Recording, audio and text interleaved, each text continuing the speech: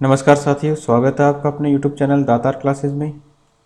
हम डिस्कस कर रहे थे दिशा की सीरीज और इसमें ये नेक्स्ट पार्ट है। इसमें हम डिस्कस करेंगे मेवाड़ के गुहिल एवं सिसोदिया वंश के बारे में। तो चलिए हम स्टार्ट करते हैं। निम्नांकित में से कौन सा विद्वान गुहिलों की ब्राह्मण उत्पत्ति के सिद्धांत के विरुद्ध है? तो गुहिलों की ब्राह्मण उत्पत्ति के सिद्धांत के विरुद्ध जो है वो है G.H. ओझा जी। डॉक्टर गौरीशंकर ओझा गुहिलों को सूर्यवंशी मानते हैं, ठीक है। जबकि D.R. भंडारकर जो है और गोपीनाथ शर्मा मेवाड़ के गुहिलों को ब्राह्मण वंश का मानते हैं, ठीक है। तो गौरीशंकर ओझा जो है गुहिलों को क्या मानते हैं? सूर्यवंश के। और D.R. भंडारकर और गोपीनाथ शर्मा मेवाड़ के गुहिलों को मानते हैं ब्राह्मण वंश के।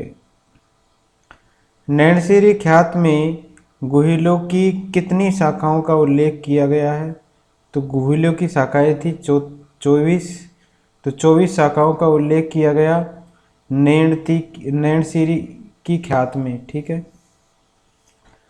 मुढ़वत नैनसी ने अपनी ख्यात मुढ़वत नैनसिरी ख्यात में गुहिलों की 24 शाखाओं का उल्लेख किया है। कर्नल जेम्स टोड ने भी अपने गुरु ज्ञानचंद्र के मांडल के उपसार के संग्रहालय के आधार पर गुहिलों की 24 शाखाओं को माना है। कविराज श्यामलदास ने गुहिलों की 36 शाखाएं बताई है। तो श्यामलदास जी ने तो 36 शाखाएं बताई है और मुढ़होत नैनसी है, उन्होंने 24 शाखाओं के बारे में बताया है। बप्पा रावल का मूल नाम क्या था? तो ये कॉमन क्वेश्चन है। काल भोज था बप्पा रावल का मूल नाम। बप्पा रावल का जो काल रहा वो रहा 734 से लेके 753 ईस्वी और इनका मूल नाम था काल भोज, ठीक है। इन्हें बप्पा रावल की उपाधि इनके गुरु हारित ऋषि ने दी थी। 734 ईस्वी में बप्पा रावल ने चित्तौड़गढ़ के राजा मानमुरी को हराकर मेवाड़ में गुहिल साम्राज्य की नींव डाली थी। तो बप्पा रावल ने ही नींव डाली थी गुहिल साम्राज्य की और इन्होंने हराया किसको था? चित्तौड़गढ़ के राजा थे मानमुरी इनको। तो इन्हें गुहिल साम्राज्य का वास्तविक जो संस्थापक है माना जाता है बप्पा रावल को। 734 ईस्वी में इन्होंने चित्तौड़गढ़ के राजा मानमुरी को हराकर मेवाड़ में गुहिल साम्राज्य की नींव रखी। गुहिल वंश का पहला शासक बप्पा रावल था, अभी हमने देखा। 734 ईस्वी तक राजस्थान में मौर्य वंश का शासक कौन था जो बाद में बप्पा रावल द्वारा मारा गया? तो मानमुरी को जो है मारा था, मौर्य वंश का शासक था ये, ठीक है। निम्नलिखित में से कौन सा कालानुक्रम की दृष्टि से सही है? तो कालानुक्रम की दृष्टि से सही कौन सा है? तो इसमें तीसरा ऑप्शन सही है, जैत्र सिंह, उसके बाद में तेज सिंह और उसके बाद में समर सिंह। अब मेवाड़ के जैत्र सिंह का कार्यकाल था 1213 से लेके 1253 तक, तो ये तो है जैत्र सिंह का कार्यकाल। फिर है तेज सिंह का कार्यकाल, ये है 1253 से लेके 1273 ईस्वी। और उसके बाद में है समर सिंह का कार्यकाल 1273 ईस्वी से 1302 ईस्वी। तो जैत्र सिंह, तेज सिंह और समर सिंह, ठीक है। जैत्र सिंह कहाँ का शासक था? तो मेवाड़ का शासक था, आंसर हो जाएगा मेवाड़ का शासक जैत्र सिंह, उसके बाद में तेज सिंह और उसके बाद में समर सिंह। चित्तौड़ का राणा रतन सिंह किस वंश का था? तो चित्तौड़ का राणा रतन सिंह था गुहिल वंश का, ध्यान रखना है। चित्तौड़ के राणा रतन सिंह किस वंश के थे? तो ये थे गुहिल वंश के। चित्तौड़ का राणा रतन सिंह गुहिल वंशीय गहलोत रावल शाखा के अंतिम शासक थे, राणा रतन सिंह, ठीक है। रावल शाखा जो चलती थी उसके अंतिम शासक थे राणा रतन सिंह। अलाउद्दीन खिलजी और मेवाड़ वासियों के बीच चित्तौड़गढ़ की घेराबंदी किस वर्ष हुई थी?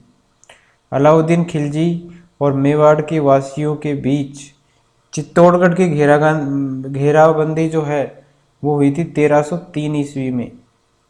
ऐसा माना जाता है कि सिंगलदीप के राजा गंधर्व सेन एवं रानी चंपावती की पुत्री थी रानी पद्मिनी। इनके अद्भुत सौंदर्य से आकर्षित होकर अलाउद्दीन खिलजी ने चित्तौड़ पर 28 जनवरी 1303, ये डेट याद रख लीजिए, आक्रमण किया था। लगभग 7 महीने के घेरे के बाद 26 अगस्त 1303, ये भी डेट याद रख लीजिए, ईस्वी को दुर्ग पर अधिकार करके रतन सिंह को बंदी बनाया। गोरा जो कि पद्मिनी के चाचा थे और बादल पद्मिनी के भाई थे, ठीक है, गोरा तो थे पद्मिनी के चाचा और बादल थे पद्मिनी के भाई, द्वारा मुक्ति के प्रयास के दौरान रतन सिंह की क्या हो गई, मृत्यु हो गई। रानी पद्मिनी ने सैकड़ों राजपूत स्त्रियों के साथ जौहर कर दिया और ये मेवाड़ का प्रथम और राजस्थान का दूसरा शाखा माना जाता है। पहला कहाँ हुआ था, पहला हुआ था रणथंभौर में। मलिक मोहम्मद जायसी के पद्मावत के अनुसार यह युद्ध रावल रतन सिंह की रूपवती महारानी पद्मिनी के लिए लड़ा गया। ज्ञातव्य है कि साके में प्रसिद्ध इतिहासकार अमीर खुसरो अलाउद्दीन खिलजी के साथ थे। तो इसमें अमीर खुसरो भी थे अलाउद्दीन खिलजी के साथ में। इसका वर्णन उन्होंने अपने ग्रंथ खाजाइन उल फुतू इसमें किया है, ठीक है, ये भी अमीर खुसरो का ही ग्रंथ है। किस रचना में अमीर खुसरो ने चित्तौड़ पर अलाउद्दीन खिलजी के आक्रमण का वर्णन किया है? तो चित्तौड़ पर अलाउद्दीन खिलजी के आक्रमण का वर्णन खजाइन उल फुतूह में किया है, अभी हमने देखा ऊपर। नेक्स्ट है, राजस्थान का ऐतिहासिक जौहर किस किले में हुआ? तो ऐतिहासिक जौहर हुआ चित्तौड़गढ़ के किले में, ये राजस्थान का दूसरा था शाखा। वह राजपूत रानी जिसने अलाउद्दीन खिलजी के 1303 ईस्वी में चित्तौड़गढ़ पर कब्जा करने पर जौहर कर लिया था, तो उनका नाम क्या था? तो रानी पद्मिनी था, ध्यान रखना है, ये पद्मावती नहीं था, पद्मिनी था, ठीक है। नेक्स्ट है, गोरा और बादल ने किसकी रक्षा की थी? तो इन्होंने की थी पद्मिनी की रक्षा, तो ऑप्शन बी आंसर हो जाएगा। 1303 में चित्तौड़ विजय के बाद अलाउद्दीन ने चित्तौड़ का नया नाम क्या रख दिया? तो खिजराबाद इन्होंने नाम चेंज कर दिया, इसका इम्पोर्टेंट है, चित्तौड़ का नाम बदला और उसका नाम खिजराबाद कर दिया। चित्तौड़ विजय के बाद में अलाउद्दीन खिलजी ने चित्तौड़ का नाम अपने पुत्र खिज्र खां के नाम पर खिजराबाद रख दिया था। नेक्स्ट है, निम्नलिखित में से कौन सिसोदिया वंश के पूर्वज जो है वो थे, बने थे? तो सिसोदिया वंश जो बसा उसके पूर्वज बने थे राणा हम्मीर, तो इसका सही आंसर है राणा हम्मीर। राणा हम्मीर जो है इनका शासनकाल है 1326 से लेकर 1364 ईस्वी। इन्हें मेवाड़ के उद्धारक और सिसोदिया वंश का वास्तविक संस्थापक इनको माना जाता है, राणा हम्मीर को, ठीक है। तो मेवाड़ के सिसोदिया वंश का वास्तविक संस्थापक किसको माना जाता है? राणा हम्मीर को। और गुहिल वंश का वास्तविक संस्थापक किसको माना जाता है? अर्णोराज को, जिसका वास्तविक नाम था कालभोज। हम्मीर ने सिंगोली का युद्ध हुआ था चित्तौड़गढ़ में, दिल्ली के सुल्तान मोहम्मद बिन तुगलक को पराजित किया और महाराणा कुंभा द्वारा रचित रसिक प्रिया टीका में तथा कीर्ति प्रबंध प्रशस्ति में हम्मीर को कहा गया है विषम घाटी पंचानन, ठीक है। तो राणा हम्मीर थे सिसोदिया वंश के, इनको विषम घाटी पंचानन कहा गया है, ठीक है। विषम घाटी पंचानन का अर्थ होता है विकट आक्रमणों में सिंह के सदृश, ठीक है। नेक्स्ट है, विषम घाटी पंचानन की संज्ञा मेवाड़ की किस शासक को दी गई थी? तो महाराणा हम्मीर, तो ऑप्शन ए। मेवाड़ के किस शासक के समय जावर में चांदी की खान से खनन प्रारंभ हुआ? तो जावर में चांदी की खान से खनन किस शासक के समय स्टार्ट हुआ? तो ये लाखा लक्ष्य सिंह के शासनकाल में प्रारंभ हुआ, ठीक है। तो लाखा से याद रख लीजिए खान, तो खनन, तो चांदी का खनन प्रारंभ हुआ लाखा के काल से। महाराणा लाखा के राजस्व काल में मगरा जिले के जावर गांव में, यह है मगरा जिला और उसका जावर गांव, उसमें चांदी की खान निकल आई, जिसमें से चांदी और सीसा बहुत मात्रा में निकलने लगा, जिससे राज्य की आय में अत्यधिक वृद्धि हुई। ठीक है, तो लाखा के समय में ये हुआ था। निम्नलिखित शासकों में से सबसे अधिक किसे मेवाड़ की बौद्धिक व कलात्मक उन्नति का श्रेय जाता है? तो सबसे अधिक बौद्धिक और कलात्मक उन्नति का श्रेय जाता है महाराणा कुंभा को। ठीक है, तो महाराणा कुंभा के बारे में हम पढ़ लेते हैं। कुंभा ने संगीत राज, संगीत मीमांसा, सूड प्रबंध नामक संगीत ग्रंथ की रचना की। कुंभा ने जयदेव की प्रसिद्ध कृति गीत गोविंद पर रसिक प्रिया के नाम से टीका, चंडी शतक की व्याख्या एवं संगीत रत्नाकर की टीका लिखी। इसके अतिरिक्त कुंभा है वो 4 नाटकों के रचयिता थे, जिनमें उनको मेवाड़ी, महाराष्ट्री एवं कर्णादी भाषा लिखने का अच्छा ज्ञान होने का पता चलता है। उन्होंने एक लिंग महात्म्य पुस्तक के प्रथम भाग राजवर्णन, अंतिम भाग कुंभा के वैतनिक कवि कान व्यास ने लिखा है की रचना है। कुंभा के अन्य प्रमुख ग्रंथों में कामराज रतिसार जिसके 7 अंग है, सूधा प्रबंध, संगीक्रम दीपिका, नवीन गीत गोविंद, वाद्य प्रबंध, संगीत सुधा और नृत्य रत्न कोश, हरिवार्तिक इत्यादि है। तो इनके प्रमुख ग्रंथ संगीत राज, संगीत मीमांसा, सूट प्रबंध और सुधा प्रबंध, संगीक्रम दीपिका इत्यादि है। नेक्स्ट है, संगीत पर लिखे गए निम्नलिखित ग्रंथों में से कौन से राणा कुंभा द्वारा रचित है? तो राणा कुंभा ने कौन से रचित किए? तो ये है संगीत राज इनकी रचना है, सूट प्रबंध भी इनकी रचना है, इसके अलावा संगीत मीमांसा भी इनकी रचना है और रसिक प्रिया भी इनकी रचना है। तो डी ऑप्शन इसका राइट हो जाएगा। सुधा प्रबंध भी किसने लिखी? राणा कुंभा ने लिखी। निम्नलिखित संगीत ग्रंथों में से कौन से ग्रंथ राणा कुंभा कृत है? तो अभी हमने पढ़ा कौन कौन से हैं।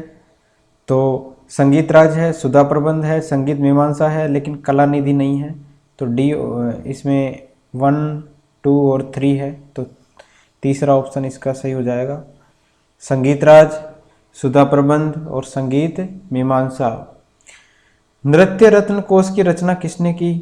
तो नृत्य रत्न कोश इसकी रचना भी कुंभा ने की थी।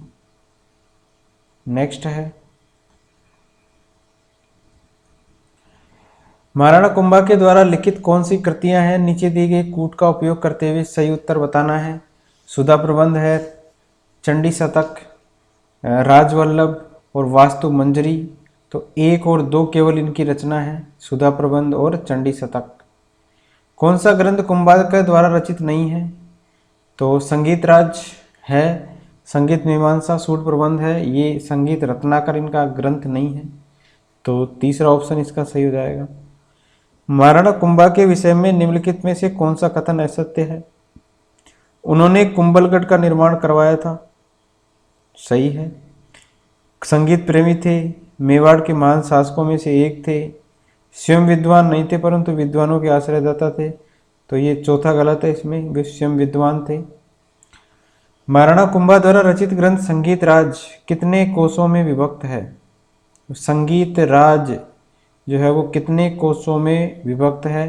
तो ये 5 कोशों में विभक्त है संगीत राज। संगीत राज कुंभा द्वारा रचित सभी ग्रंथों में सबसे वृहद है, ठीक है, सबसे बड़ा है संगीत राज।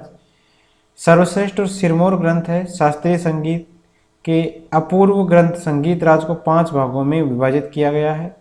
इसमें 5 भाग कौन कौन से हैं संगीत राज्य के? पाठ्य रत्न कोश, नृत्य रत्न कोश, गीत रत्न कोश, वाद्य रत्न कोश और रस रत्न कोश। ठीक है, रत्न कोशों को उल्लासों में तथा उल्लासों को परिरक्षणों में विभाजित किया गया है। इस प्रकार जो संपूर्ण ग्रंथ है 80 परिरक्षकों में विभक्त है। ठीक है, तो 80 परिरक्षकों में और 5 पार्ट में विभक्त है संगीत राज। ठीक, इस ग्रंथ के पाठ्य रत्न कोश में कुंभा की वंशावली का भी वर्णन है। कुंभा द्वारा रचित ग्रंथ बताना है तो संगीत राज है कुंभा द्वारा रचित, जो कि सबसे विशाल है। नेक्स्ट है, सूड प्रबंध के लेखक हैं तो कुंभा है इसके सूड प्रबंध के लेखक। कुंभा रचित इस रचना में गीत गोविंद के पदों का राग व ताल संबंधी विवरण तथा कुंभा के राज्याश्रित संगीतकार सहित अनेक संगीत के पूर्व आचार्यों का नामोल्लेख है। इसे रसिक प्रिया का पूरक ग्रंथ कह सकते हैं। तो ये सूट प्रबंध है, ये रसिक प्रिया का ही पूरक ग्रंथ है एक तरीके से। और इसको कुंभा, इसकी रचना जो की थी वो कुंभा ने की थी। निम्नलिखित में से कौन सा ग्रंथ कुंभा के द्वारा रचित नहीं है? संगीत राज है, रसिक प्रिया है, संगीत मीमांसा भी है, लेकिन राज वल्लभ नहीं है। तो सी ऑप्शन इसका राइट हो जाएगा। कुंभा के प्रमुख शिल्पी थे मंडन, इनका नाम ध्यान रखना है। मंडन वास्तुकला के विशेष जो विशिष्ट शिल्पी थे ये। तो इनके ग्रंथ देख लेते हैं। रूप मंडन, इसकी विषय वस्तु है मूर्तिकला और इसमें 6 अध्याय हैं। देव मूर्ति प्रकरण या रूपावतार मूर्ति निर्माण और प्रतिभा स्थापना से संबंधित है और ये 8 अध्यायों में विभक्त है। वास्तुमंडन वास्तुकला से संबंधित है। वास्तुसार दुर्ग भवन और नगर निर्माण और राजप्रसाद से संबंधित है। कोदंड मंडन धनुर्विद्या से संबंधित है। शाकुन मंडन सगुन और अपसगुन से संबंधित है। वैद्य मंडन व्याधिया व निदान से संबंधित है। प्रसाद मंडन देवालय निर्माण कला से संबंधित है। राजवल्लभ मंडन सामान्य नागरिकों के आवासीय गृह से लेकर राजप्रसाद एवं नगर रचना का विस्तृत वर्णन है।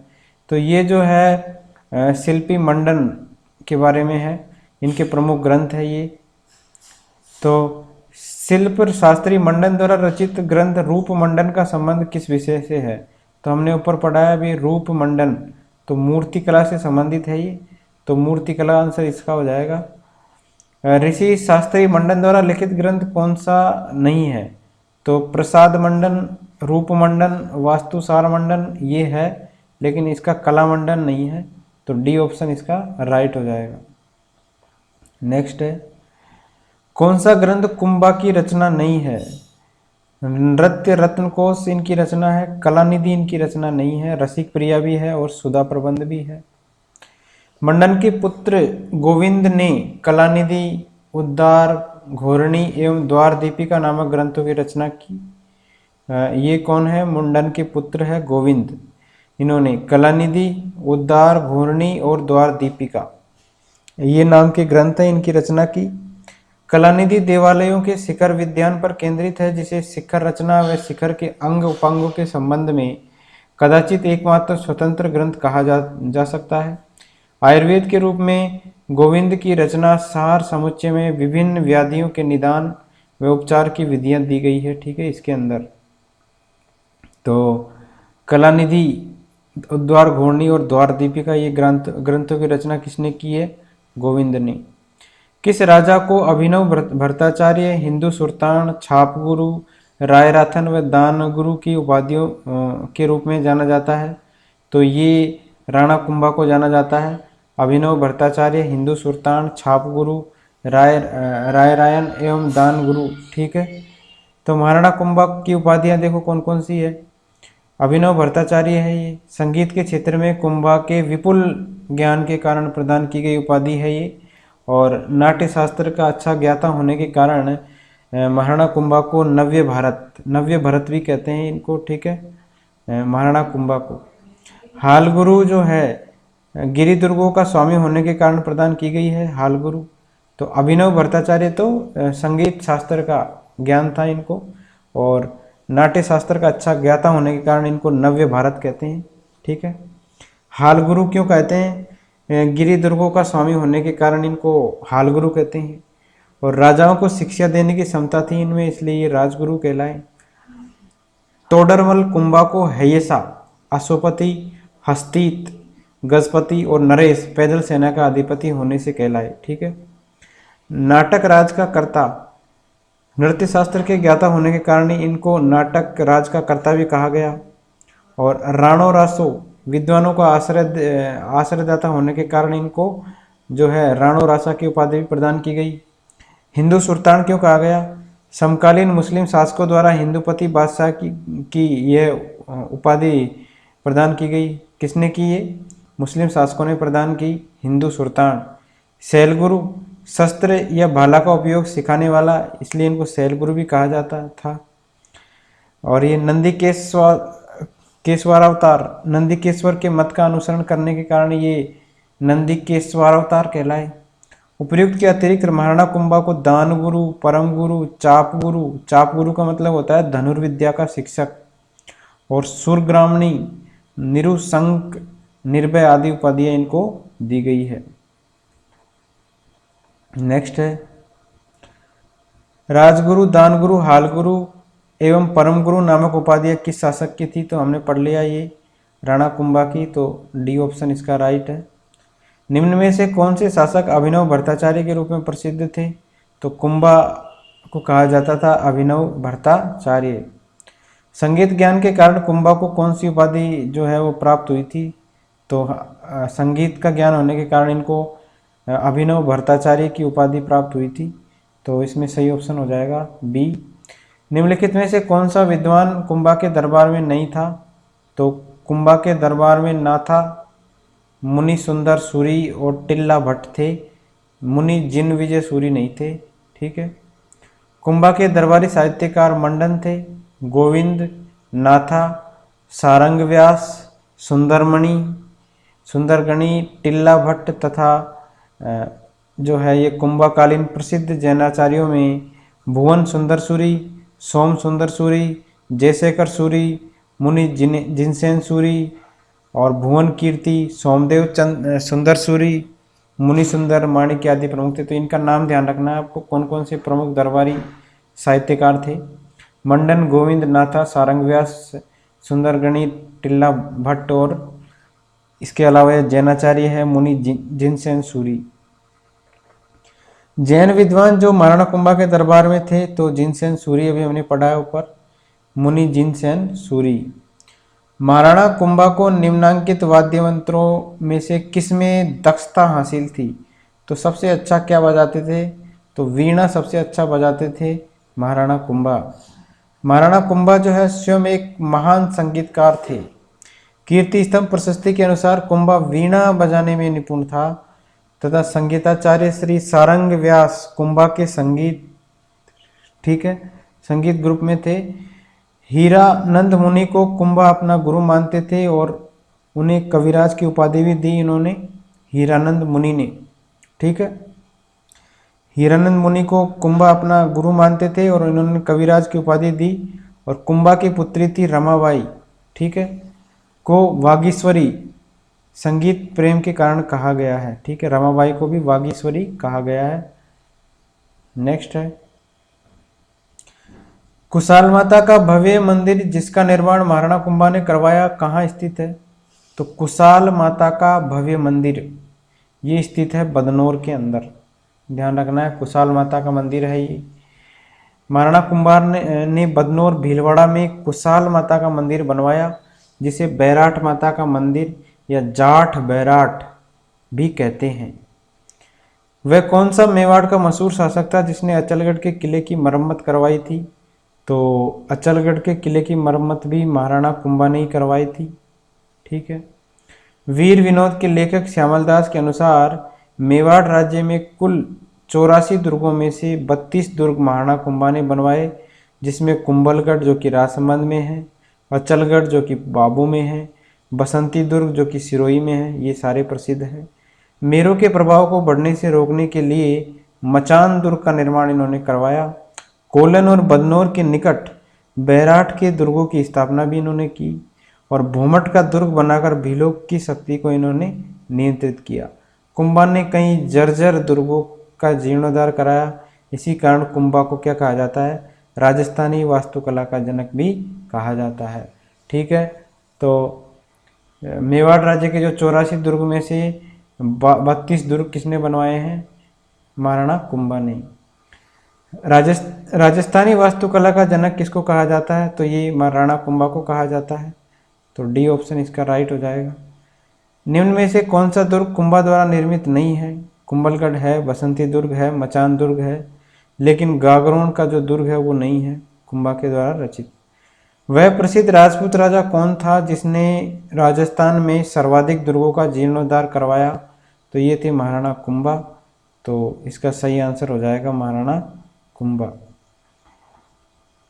नेक्स्ट है राणा कुंभा द्वारा निर्मित अचलगढ़ का किला किस स्थान पर स्थित है?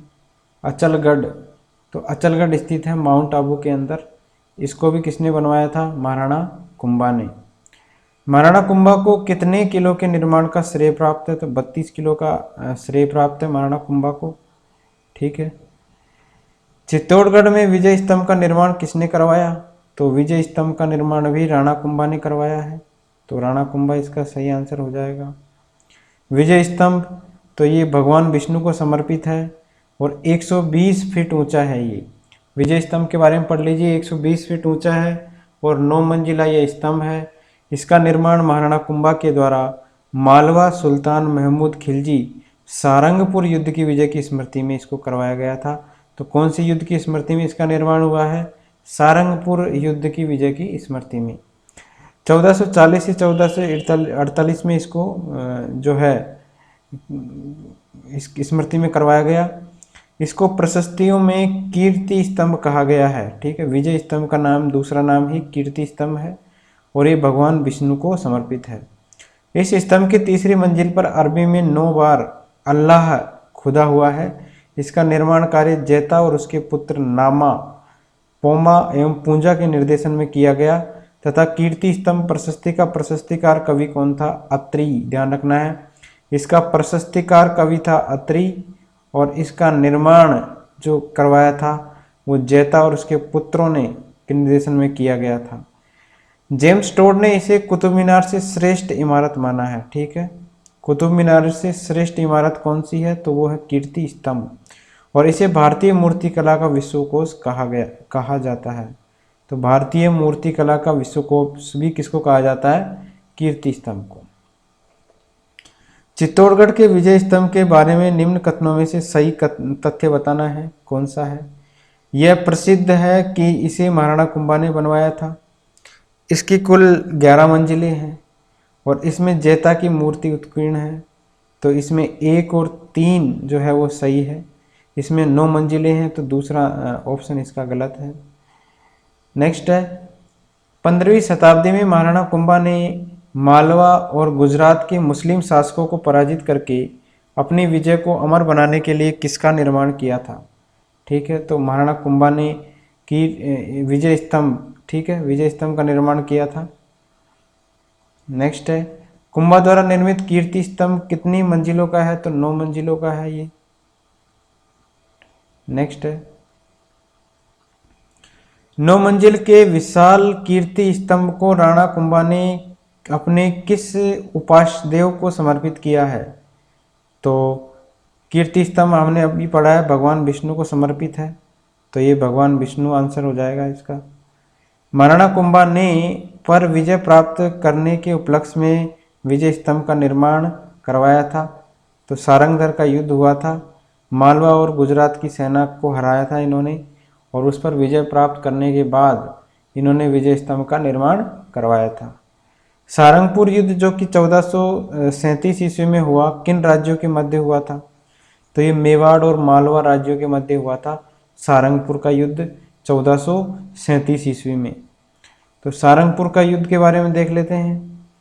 तो मेवाड़ के महाराणा कुंभा एवं मालवा मांडू के सुल्तान महमूद खिलजी के बीच हुआ था, जिसमें कुंभा की विजय हुई थी। ये दोनों ही राज्य पड़ोसी थे और राज्य विस्तार के इच्छुक थे। मालवा के सुल्तान ने मेवाड़ के शत्रु महपा पंवार को आश्रय प्रदान किया। कुंभा ने महपा पंवार को मेवाड़ को सौंपने के लिए पत्र लिखा, लेकिन महमूद खिलजी ने शरणागत को लौटाना स्वीकार नहीं किया। अतः दोनों के बीच युद्ध हुआ, जिसमें महमूद खिलजी की क्या हुई? पराजय हुई। सारंगपुर का युद्ध कब लड़ा गया? 1437 ईस्वी में। तो ऑप्शन ए इसका सही ऑप्शन हो जाएगा। सन 1437 ईस्वी में मेवाड़ मालवा युद्ध का तत्कालीन कारण क्या था? तो इसका तत्कालीन कारण था महपा पंवार को मेवाड़ को सौंपने से इनकार। ठीक है, तो मेवाड़ के महपा पंवार को, मालवा के महपा पंवार को मेवाड़ को सौंपने से इनकार कर दिया था। ठीक है, इसलिए ये युद्ध हुआ। मालवा के किस सुल्तान को राणा कुंभा ने कई बार पराजित किया? तो महमूद खिलजी जो थे, इनको महाराणा कुंभा ने काफ़ी बार पराजित किया। तो इसका ऑप्शन 1 हो जाएगा। नेक्स्ट है, कुंभा का गुजरात के साथ संघर्ष का प्रारंभिक कारण क्या था? तो प्रारंभिक कारण था नागौर विवाद। ठीक है, कुंभा का गुजरात के साथ संघर्ष का जो प्रारंभिक कारण क्या था, वो था नागौर विवाद। कुंभा का गुजरात के साथ संघर्ष का प्रारंभिक कारण नागौर विवाद था। 1456 ईस्वी में नागौर के स्वामी फिरोज खां के मरने पर उसका पुत्र सम खां नागौर का स्वामी बना, परंतु इसे हटाकर उसके छोटे भाई मुजाहिद खान ने नागौर पर अधिकार कर लिया। शम्स का कुंभा की मदद से फिर से नागौर का स्वामी बन गया। शासक बनते ही उसने राणा से संबंध विच्छेदित कर दिया और शर्त के प्रतिकूल नागौर के किले की मरम्मत करवाने लगा। महाराणा ने नागौर पर चढ़ाई कर दी और शम्स खां गुजरात के सुल्तान की सहायता से महाराणा कुंभा की सेना का मुकाबला करने लगा, परंतु उसकी सेना हार गई और नागौर पर मेवाड़ का अधिकार स्थापित हो गया। जब गुजरात के सुल्तान कुतुबुद्दीन को अपनी सेना की हार की सूचना मिली तो वह स्वयं मेवाड़ पर आक्रमण करने के लिए चला आया। नेक्स्ट है, चंपारण की संधि किसके मध्य हुई थी? तो ये हुई थी मालवा और गुजरात के सुल्तानों के बीच में। तो इन दोनों के बीच में चंपारण की संधि हुई थी। चंपारण की संधि हुई थी 1456 ईस्वी में। तो महाराणा कुंभा के विरुद्ध मालवा के सुल्तान महमूद खिलजी और गुजरात के सुल्तान कुतुबुद्दीन के मध्य ये संधि हुई और इसके अनुसार मालवा तथा गुजरात की जो संयुक्त सेना है मेवाड़ पर आक्रमण करेगी तथा विजय के उपरांत मेवाड़ को आपस में बांट लिया जाएगा। इस संधि के अनुसार कुतुब शाह चित्तौड़ के लिए चला और मार्ग में आबू पर अधिकार करके आगे बढ़ा। महमूद मालवा की तरफ से राणा के राज्य में घुसा। 1456 ईस्वी में दोनों की संयुक्त सेना ने राणा के विरुद्ध युद्ध किया, लेकिन कुंभा को 1456 में हरा नहीं सके। ठीक है, तो ये थी चंपानेर की संधि। अगला है, राजस्थान के कौन से शासक को विद्वानों ने हिंदूपत किसको कहा है? तो हिंदूपत कहा है सांगा को। महाराणा सांगा 1509 से 1528 तक इनका शासनकाल रहा। भारतीय इतिहास में हिंदूपत के नाम से विख्यात है। कर्नल जेम्स टोड ने राणा सांगा को सिपाही का अंश भी कहा है। ठीक है, महाराणा संग्राम सिंह मेवाड़ के परम यशस्वी महाराणा कुंभा के पौत्र तथा महाराणा रायमल के पुत्र थे। महाराणा सांगा का जन्म हुआ था 12 अप्रैल 1482 ईस्वी में। तो 12 अप्रैल 1482 को जन्मे और इनका राज्याभिषेक हुआ 1509 में। 24 मई 1509 में इनका राज्याभिषेक हुआ। अजमेर के करमचंद पंवार ने सांगा को उनके बड़े भाइयों से बचाकर अज्ञातवास में रखा था तथा राज्याभिषेक से पूर्व तक वे सांबा के आश्रयदाता बने थे। महाराणा संग्राम सिंह के बीच मेवाड़ के राजपूत शासक थे, तो कौन कौन सी सन के बीच में? ठीक है, तो इनका राज्याभिषेक हुआ था 1509 में।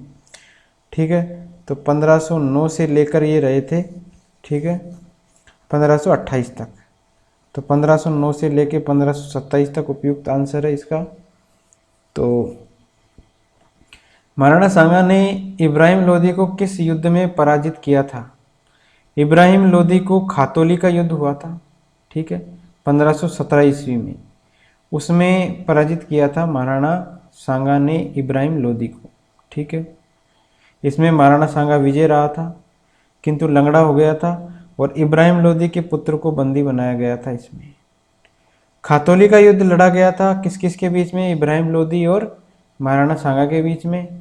तो सेकंड ऑप्शन इसका राइट है, खातौली का युद्ध। खातौली के युद्ध के विजय में निम्नांकित में से कौन सा कथन असत्य है? यह युद्ध सांगा और इब्राहिम लोदी के मध्य हुआ था। असत्य बताना, ये तो सही है। खातौली मेवाड़ एवं मारवाड़ पर स्थित सामरिक महत्व का स्थल था, तो खातौली ये नहीं था। इस युद्ध में सांगा ने इब्राहिम लोदी के पुत्र को बंदी बना लिया था, सही है। और महाराणा प्रताप इस युद्ध में लंगड़ा हो गया था, ये भी सही है। महाराणा सांगा ने जिन अफगानों को शरण दी वे कौन थे? तो महाराणा सांगा ने किन किन को शरण दी थी? एक तो थे महमूद लोदी और हसन खां, इन दोनों को इन्होंने शरण दी थी। ठीक है, बाबर से पराजित होने के बाद कुछ अफगान सेनापति जैसे हसन खां मेवाती महाराणा सांगा की शरण में आ गए थे। किस युद्ध में मेवाड़ के महाराणा सांगा ने बाबर की सेना को हराया था? तो बयाना के युद्ध, जो कि 1527 में हुआ था। इसकी डेट याद रख लीजिए, 16 फरवरी 1527 इसको महाराणा सांगा ने बाबर को हराया था। ठीक है, तो बयाना के दुर्ग पर कब्जा कर लिया था। बाबर ने इस हार का बदला लेने के लिए सांगा पर पुनः आक्रमण हेतु कूच किया। बयाना की विजय के बाद सांगा ने सीकरी जाने का सीधा मार्ग छोड़कर भुसावर होकर सीकरी जाने का मार्ग पकड़ा। यह भुसावर में लगभग 1 माह ठहरा रहा, लेकिन इससे बाबर को खानवा के मैदान में उपयुक्त स्थान पर पड़ाव डालने और उचित सैन्य संचालन का समय मिल गया। ठीक है, तो इसके बाद में खानवा के युद्ध में कब लड़ा गया था खानवा का युद्ध? 17 मार्च 1527 ईस्वी को। बयाना का युद्ध कब लड़ा गया था? फरवरी में, 16 फरवरी 1527 को। ठीक है, तो 17 मार्च 1527 डेट याद रखनी है। तो 17 मार्च 1527 को खानवा के मैदान में राणा सांगा और मुगल सम्राट जो था बाबर, इनके बीच जो है भीषण युद्ध हुआ था। और खानवा का मैदान आधुनिक भरतपुर जिले की रूपवास तहसील में पड़ता है। खानवा के युद्ध में राणा की सेना में अफगान सुल्तान महमूद लोदी, मेव शासक था हसन खां मेवाती, मारवाड़ के राव गंगा का पुत्र मालदेव, बीकानेर के राव जैत सिंह का पुत्र कुंवर कल्याणमल, आमेर के राजा पृथ्वीराज, ईडर के राजा भरतमल, मेवाड़ का रायमल राठौड़, रायसेन का सलहदी तंवर, अंतिम समय तक समर्थन वापस लिया था इन्होंने, चंदेरी का मेदिनी राम, नागौर का खानाजादा, सिरोही का अखीराज, वागड़ डूंगरपुर का रावल उदय सिंह, सलूमर का रावत रतन सिंह, वीरमदेव मेड़तिया, देवलिया का रावत बाघ सिंह, नरबड़ हाड़ा, वीर सिंह देव, गोकुलदास परमार, झाला अज्जा आदि सम्मिलित थे। महाराणा सांगा ने खानवा के युद्ध से पहले पाती पेरवन की राजपूत परंपरा को पुनर्जीवित करके राजस्थान के प्रत्येक सरदार को अपनी ओर से युद्ध में शामिल होने का निमंत्रण दिया था। तो ये कौन थे? महाराणा सांगा। ठीक है, सांगा अंतिम हिंदू राजा थे जिनके सेनापतित्व में सब राजपूत जातियां जो थी विदेशियों को भारत से निकालने के लिए शामिल हुई थी। तो ये अंतिम थे जिनके सेनापतित्व में राजपूत जातियां एकत्रित हुई थी। निम्न में से कौन से राजपूत सरदार खानवा के युद्ध में बाबर के विरुद्ध राणा सांगा के पक्ष में लड़े थे? तो राणा सांगा के पक्ष में कौन कौन लड़े थे? तो राजा भारमल, ठीक है, ईडर और वीरमदेव मेड़तिया, ये दोनों लड़े थे। ठीक है, निम्नलिखित में से कौन खानवा के युद्ध में राणा सांगा के पक्ष में लड़े थे? महमूद लोदी, हसन खां, मालदेव और मेदिनी राय। तो इनमें से बताना है। तो चारों लड़े थे ये, महमूद लोदी, हसन खां, मालदेव और मेदिनी राय। खानवा के युद्ध में किन निम्नलिखित राजपूत मुस्लिम योद्धाओं ने बाबर के विरुद्ध महाराणा सांगा के पक्ष में भाग लिया? तो महमूद लोदी, हसन खां मेवाती, रावल उदय सिंह, गोकुलदास परिवार। तो इसका ऑप्शन हो जाएगा ये चारों। ठीक है, राणा सांगा के उस सहयोगी का नाम बताइए जिसने खानवा के युद्ध के नाजुक पड़ाव पर अपना समर्थन वापस ले लिया। तो सलहदी तंवर, इन्होंने अंतिम पड़ाव पर अपना समर्थन वापस ले लिया था। रावत जग्गा और रावत बाग किस शासक के सरदार थे? तो रावत जग्गा और रावत बाग ये थे राणा सांगा के सरदार। ठीक है, इनका नाम ध्यान रखना, रावत जग्गा और रावत बाग। राणा सांगा के द्वारा लड़ी गई निम्न लड़ाइयों का कालक्रम बताना है। तो सबसे पहली लड़ाई जो हुई वो हुई थी खातोली की, उसके बाद में हुई थी गागरोन की और लास्ट में हुई थी बयाना की। ठीक है, इसके बाद में था लास्ट में खानवा का युद्ध। खानवा के युद्ध में महाराणा संग्राम सिंह की सेना में कौन शामिल नहीं था? नहीं बताना है। तो हाकिम खां सूर नहीं था, बाकी सब थे। हसन खां मेवाती था, महमूद लोदी था, मालदेव राठौड़ थे, लेकिन हाकिम खां सूरी नहीं थे। तो सी ऑप्शन इसका राइट हो जाएगा। निम्नलिखित में से मारवाड़ के किस शासक ने खानवा के युद्ध में महाराणा सांगा को सहायता प्रदान की थी? तो महाराणा सांगा को जो है राव गंगा ने जो सहायता प्रदान की थी। ठीक है, जब खानवा का युद्ध 1527 ईस्वी में हुआ तो राव गंगा ने अपने पुत्र राव मालदेव के नेतृत्व में 4000 सैनिक भेजकर राणा सांगा की मदद की थी। खानवा में बाबर के विरुद्ध सांगा की सहायता के लिए किसके नेतृत्व में मारवाड़ी सेना भेजी गई थी? तो मारवाड़ी सेना किसके नेतृत्व में भेजी गई थी? तो ये भेजी गई थी मालदेव के नेतृत्व में। और किसने भेजी थी? राव गांगा ने। ठीक है, तो नेक्स्ट है, किस राजपूत सरदार ने खानवा के युद्ध में महाराणा सांगा के घायल हो जाने के बाद उनका राज चिन्ह धारण करके युद्ध जारी रखा था? तो झाला अज्जा थे, जिन्होंने राणा सांगा के घायल होने के बाद उनके राज चिन्ह धारण किया और उसके बाद अपना युद्ध जारी रखा। तो झाला अज्जा इनका नाम है। खानवा युद्ध के दौरान राणा सांगा के सिर पर एक तीर लगा, जिससे वे मूर्छित हो गए थे। तब झाला अज्जा को सब राज चिन्हों के साथ महाराणा के हाथी पर सवार किया और उसकी अध्यक्षता में सारी सेना लड़ने लगी। झाला अज्जा ने इस युद्ध संचालन में अपने प्राण भी दिए। थोड़ी देर में महाराणा के न होने की खबर से सेना में फैलने से सेना का मनोबल टूट गया और इससे बाबर विजयी हुआ। खानवा के युद्ध में सांगा के पराजय का मुख्य कारण क्या था? ठीक है, तो बाबर की सैन्य व्यवस्था में उसकी तुलुगमा प्रणाली, तो तुलुगमा प्रणाली के कारण जो है ये खानवा के युद्ध में हार गए महाराणा सांगा। खानवा के युद्ध में सांगा के पराजय का मुख्य कारण महाराणा सांगा के प्रथम विजय के बाद तुरंत ही युद्ध न करके बाबर को तैयारी करने का समय देना था। राजपूतों की युद्ध तकनीक भी पुरानी थी और वे बाबर की युद्ध की नवीन जो व्यूह रचना थी, तुलुगमा पद्धति से युद्ध अनभिज्ञ थे। ठीक है, बाबर की सेना के पास तोपें और बंदूक भी थी, जिसमें राजपूत सेना की बड़ी हानि हुई थी। रायसीन के सलादी तंवर और नागौर के खानजादा युद्ध के अंतिम दौर में सांगा का साथ छोड़कर बाबर के साथ जा मिले थे। तो ये दो थे, सलादी तंवर रायसीन के और नागौर के खानजादा। ठीक है, अंतिम दौर में बाबर के साथ जा मिले थे। महाराणा सांगा के मृत शरीर का दाह संस्कार जो है वो किस स्थान पर किया गया? तो ये किया गया मांडलगढ़। ठीक है, मांडलगढ़ में किया गया महाराणा सांगा के मृत शरीर का दाह संस्कार। ये किया गया 30 जनवरी 1528 को। उनकी मृत्यु होने पर उनका शव कालपी से मांडलगढ़ ले जाकर अंतिम संस्कार इनका किया गया। महाराणा सांगा की मृत्यु हुई थी 1528 में। 30 जनवरी 1528 में राणा सांगा की मृत्यु हुई थी। राणा सांगा की मृत्यु के बाद कौन मेवाड़ का शासक बना था? तो राणा रतन सिंह बने थे राणा सांगा की मृत्यु के बाद में। तो राणा सांगा की मृत्यु के बाद रतन सिंह, इनका शासनकाल है 1528 से लेके 1531 ईस्वी तक। और उसके पश्चात राणा विक्रमादित्य जो थे वो मेवाड़ के शासक बने। 1531 में राणा रतन सिंह और सूरजमल हाड़ा दोनों अहेरिया उत्सव आखेट खेलते खेलते आपस में झगड़ पड़े और दोनों आपस में मारे गए। ठीक है, 1531 में जो ये दोनों थे राणा रतन सिंह और सूरजमल हाड़ा, ठीक है, ये दोनों आपस में झगड़ पड़े और दोनों आपस में मारे गए। राणा विक्रमादित्य जो है इसके बाद में मेवाड़ का शासक बना। गुजरात के सुल्तान बहादुर शाह ने चित्तौड़गढ़ किले पर किस वर्ष हमला किया?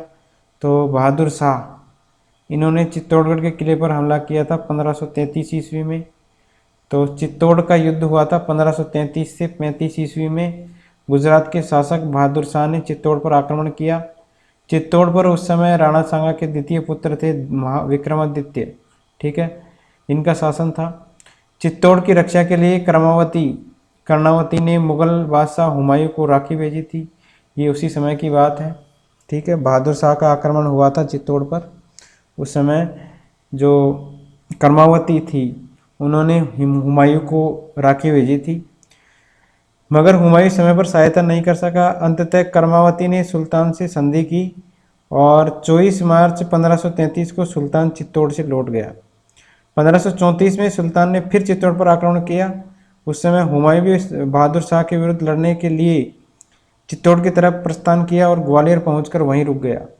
विक्रमादित्य किले की रक्षा का भार देवलिया प्रतापगढ़ के ठाकुर थे बाघ सिंह, ठीक है, इनको सौंपकर बूंदी चला गया। कौन? विक्रमादित्य।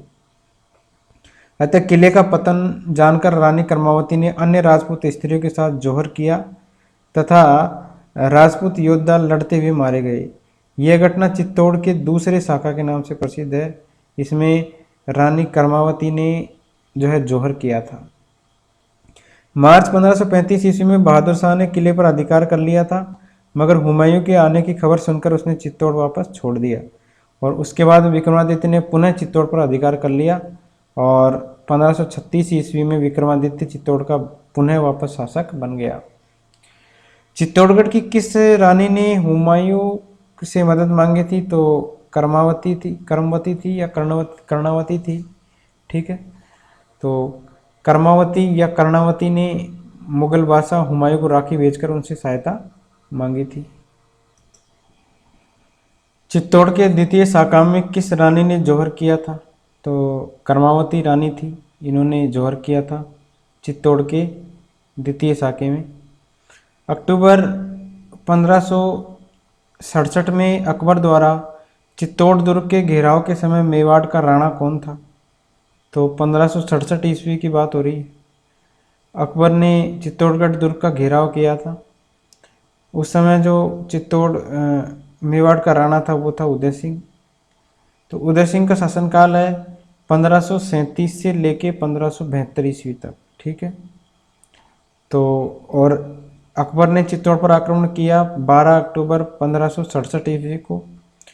उदय सिंह ने मांड के सुल्तान बाज बहादुर को ऐसे समय में शरण दी जब अकबर उससे शासन छीनने की कोशिश कर रहा था। उदय सिंह चित्तौड़ का भार जयमल और पत्ता को छोड़ स्वयं ने उदयपुर में मोर्चा लगाया। अकबर का चित्तौड़ घेरा काफ़ी लंबा चला, लेकिन बदकिस्मत से एक दिन रात को दीवार की मरम्मत करते समय जयमल अकबर की संग्राम नामक बंदूक की गोली से मारा गया। जयमल और फत्ता की वीरता का पर मुग्ध होकर अकबर ने आगरा जाने पर हाथियों पर चढ़ी हुई उनकी पाषाण की मूर्तियां बनवाकर किले के द्वार पर खड़ी करवाई और 25 फरवरी 1568 ईस्वी में अकबर का चित्तौड़ पर अधिकार हो गया। ठीक है, यह चित्तौड़गढ़ दुर्ग का तृतीय शाखा था, तो ये तीसरा शाखा था। नेक्स्ट है, अकबर ने चित्तौड़ के दुर्ग पर अधिकार कब कर लिया? तो 68 में कर लिया। तो 25 फरवरी 1568 ईस्वी को अकबर ने चित्तौड़ पर अधिकार कर लिया। किस किले को जीतने के क्रम में अकबर को जयमल और फत्ता के प्रबल प्रतिरोध का सामना करना पड़ा था? तो चित्तौड़गढ़ का दुर्ग था, जिसको जीतने के लिए अकबर को जयमल और फत्ता के प्रबल प्रतिरोध का सामना करना पड़ा था। चित्तौड़गढ़ का तीसरा शाखा कब हुआ? तो ये हुआ 1568 ईस्वी में। तो इसमें ए ऑप्शन राइट हो जाएगा। मेवाड़ के उस महाराणा का नामोल्लेख कीजिए जिसने मालवा के शासक बाज बहादुर को शरण प्रदान की। तो उदय सिंह ने जो है वो शरण प्रदान की थी, तो इसका आंसर हो जाएगा उदय सिंह। महाराणा प्रताप की जन्म स्थली बतानी है, तो कुंभलगढ़ में इनका जन्म हुआ महाराणा प्रताप का। उदय सिंह की रानी जयवंती बाई पाली नरेश अखीराज सोनगढ़ की पुत्री थी। इनकी कोख से महाराणा प्रताप का जन्म हुआ 9 मई 1540 ईस्वी को और उस दिन था रविवार और विक्रम संवत 1597। कुंभलगढ़ के प्रसिद्ध बादल महल के जूनी कचेरी में इनका जन्म हुआ था और इनके बचपन का नाम क्या था? कीका। शासक बनने से पहले कौन कीका के नाम से जाना जाता था? तो महाराणा प्रताप कीका के नाम से जाने जाते थे। ठीक है, महाराणा प्रताप का जन्म किस वर्ष में हुआ था? तो 1540 ईस्वी में हुआ था। तो 9 मई 1540 ईस्वी को प्रताप का जन्म हुआ। महाराणा प्रताप का राज्याभिषेक कब हुआ, मतलब कहाँ पर हुआ? तो राज्याभिषेक हुआ था गोगुंदा में। हल्दी घाटी के युद्ध के पश्चात मानसिंह ने यहीं अपनी सेना का पड़ाव डाला था। महाराणा उदय सिंह ने अग्नि के अंतिम संस्कार के पश्चात महाराणा प्रताप का राज तिलक गोगंदा में ही महादेव बावड़ी पर महाराणा प्रताप का 32 वर्ष की आयु में जो है 28 फरवरी 1572 को इनका राज्याभिषेक हुआ था। ठीक है, 1540 में तो इनका जन्म हुआ, 32 साल की उम्र में गोगुंदा में इनका राज्याभिषेक हो गया, जहाँ आज आज एक छोटी छतरी वहां पर बनी हुई है। ज्ञातव्य है कि महाराणा प्रताप का विधिवत राज तिलक जो था वो कुंभलगढ़ में हुआ था। विधिवत तो कुंभलगढ़ में हुआ था, लेकिन सर्वप्रथम कहाँ पर हो गया था? गोगुंदा के अंदर। महाराणा प्रताप ने किस वर्ष में मेवाड़ राज्य की राजगद्दी संभाली थी? तो 1572 में इन्होंने मेवाड़ की राजगद्दी संभाली थी। अगला है, अकबर द्वारा महाराणा प्रताप को बातचीत के लिए दूतों का सही क्रम बताना है। तो जमा भट्टो, तो इसका शॉर्ट ट्रिक है जमाल खां, मान सिंह, भगवंत दास और टोडरमल। जमा भट्टो के नाम से ये ट्रिक फेमस है। तो ये कब कब था देखो, 1572 में भेजा स्टार्टिंग में, इसके बाद में दूसरा भेजा 1573 में, तीसरा 1573 में अक्टूबर, और चौथा भी 1573 में दिसंबर 1573। तो सितंबर 1572, फिर जून 1573, फिर अक्टूबर 1573 और फिर दिसंबर 1573। अकबर ने राणा प्रताप को समझाने के लिए किसको प्रथम दूत के रूप में भेजा? तो जलाल खां को भेजा था स्टार्टिंग में। अकबर द्वारा महाराणा प्रताप से मैत्री स्थापित करने के लिए गठित तृतीय शिष्टमंडल का नेतृत्व किसने किया था? तो भारमल ने किया था, तृतीय का, सॉरी भगवंत दास ने किया था। नेक्स्ट है, अकबर ने किसको शिष्टमंडल का अंतिम नेतृत्व? टोडरमल को दिया था, तो टोडरमल हो जाएगा। ठीक है। नेक्स्ट है, निम्नलिखित में से कौन सा साक्ष्य हल्दीघाटी के युद्ध में महाराणा प्रताप को विजयी मानता है? तो महाराणा प्रताप को हल्दी घाटी के युद्ध में विजयी कौन सा मानता है? राज प्रशस्ति, राज प्रकाश, जगदीश मंदिर प्रशस्ति, और ये सभी तो सारे जो है महाराणा प्रताप की विजय मानते हैं हल्दी घाटी के युद्ध में। हल्दी घाटी का युद्ध लड़ा गया 1576 में। 18 जून 1576 को हल्दी घाटी का युद्ध लड़ा गया था। 18 जून 1576 को, ठीक है, ये लड़ा गया था। और 21 जून 1576 कई लोग बताते हैं, ये हिंदी ग्रंथ अकादमी की पुस्तक के अनुसार है और ये राजस्थान बोर्ड की पुस्तक के अनुसार है। ठीक है। ये युद्ध हल्दीघाटी की दर्रे से बाहर बनास नदी के निकट खमनोर गांव राजसमंद का है, ये वहाँ पर हुआ था। इस युद्ध में प्रताप की पराजय हुई थी, परंतु वे बंदी नहीं बनाए जा सके। लेकिन राजस्थान सरकार द्वारा यह दावा किया गया है कि हल्दीघाटी के युद्ध में अकबर की नहीं वरन महाराणा प्रताप की विजय हुई। इसके पीछे सरकार ने राजस्थान विद्यापीठ विश्वविद्यालय में उदयपुर में मीरा महाविद्यालय के प्रोफेसर इतिहासकार डॉक्टर चंद्रशेखर शर्मा के शोध का हवाला दिया है, जिसके अनुसार युद्ध के बाद अगले 1 साल तक महाराणा प्रताप ने हल्दीघाटी के आसपास के गांवों की जमीनों के पट्टे ताम्रपत्र के रूप में जारी किए गए थे। जमीनों के पट्टे जारी करने का अधिकार केवल राजा का ही था। ठीक है। ये युद्ध होने के बाद भी 1 साल तक ताम्रपत्र के रूप में पट्टे जारी किए थे। इस युद्ध का वर्णन युद्ध में एकमात्र उपस्थित इतिहासकार बदायूनी ने मुस्तखफ उत तवारीख में किया है। ठीक है, मुस्तखफ उत तवारीख, इसमें इसका वर्णन किया गया है हल्दीघाटी के युद्ध का। हल्दीघाटी के युद्ध में किसने किसे हराया? तो अकबर ने महाराणा प्रताप को हराया। ठीक है। हल्दीघाटी के युद्ध की विस्तृत जानकारी अब्दुल कादिर बदायूनी की किस ग्रंथ से मिलती है? तो अभी हमने पढ़ा ऊपर, मुक्तखक उत तवारीख, इसका नाम ध्यान रखना है, मुंतखक उत तवारीख। नेक्स्ट है, वीर विनोद के अनुसार हल्दीघाटी युद्ध में मुगल सेना की संख्या कितनी थी? तो मुगल सैनिक थे 80,000 और महाराणा प्रताप के पास थे कितने? 20,000 सैनिक थे। निम्नलिखित में से कौन से राजपूत सरदार हल्दीघाटी के युद्ध में महाराणा प्रताप के पक्ष में लड़े थे? तो राम सिंह तंवर, बीदा झाला और रावत कृष्णदास चुंडावत, ये लड़े थे राणा प्रताप के पक्ष में। ठीक है। तो इस युद्ध के बारे में पढ़ लेते हैं। तो महाराणा प्रताप की सेना का जनरल प्रताप, महाराणा प्रताप की सेना के कमांडर थे मुस्लिम सेनापति हकीम खां सूरी। ठीक है। सलूम्बर का चूड़ावत कृष्णदास, ग्वालियर राजा रामशाह तोमर और उनके 3 पुत्र सालिवान, भवानी सिंह और प्रताप सिंह, सादरी झालाबीदा, सरदारगढ़ का भीम सिंह, देवगढ़ का रावत सांगा, झाला मान सिंह थे, तथा भील नेता पूंजा भील, ठीक है, चंदावल भाग का नेतृत्व। पुरोहित गोपीनाथ चारण जैसा, जयमल मेड़तिया प्रताप के चंदावल दस्ते में शामिल थे।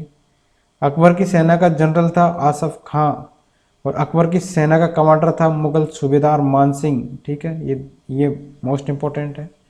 आसफ खां तो कौन थे? जनरल। और कमांडर कौन थे? मान सिंह। हल्दीघाटी के युद्ध में मुगल सम्राट अकबर की सेना का नेतृत्व किसने किया? तो मान सिंह फर्स्ट ने किया अकबर की सेना का नेतृत्व। तो इसमें डी ऑप्शन राइट हो जाएगा इसका। नेक्स्ट है, हल्दीघाटी के युद्ध में महाराणा प्रताप के साथ एकमात्र मुस्लिम जो सेना सरदार थे वो कौन थे? तो हकीम खां सूर थे एकमात्र मुस्लिम सेनानायक। हल्दीघाटी के युद्ध में महाराणा प्रताप की भील सेना का कमांडर पूंजा भील था, तो राणा पूंजा इनका नाम था। ठीक है, कौन हल्दीघाटी के युद्ध में महाराणा प्रताप के चंदावल दस्ते में शामिल था? तो चंदावल दस्ते में कौन कौन शामिल थे? तो इनका नाम बताना है। ये 2021 का क्वेश्चन है। इसमें कौन कौन थे? तो पुरोहित गोपीनाथ थे, राणा पूंजा थे, जयमल मेहता थे, और एक थे चारण जैसा। ठीक है, तो ये नाम ध्यान रखने हैं। ये थे चंदावल दस्ते में शामिल। हल्दीघाटी के युद्ध को किस विद्वान ने खमनोर का युद्ध कहा है?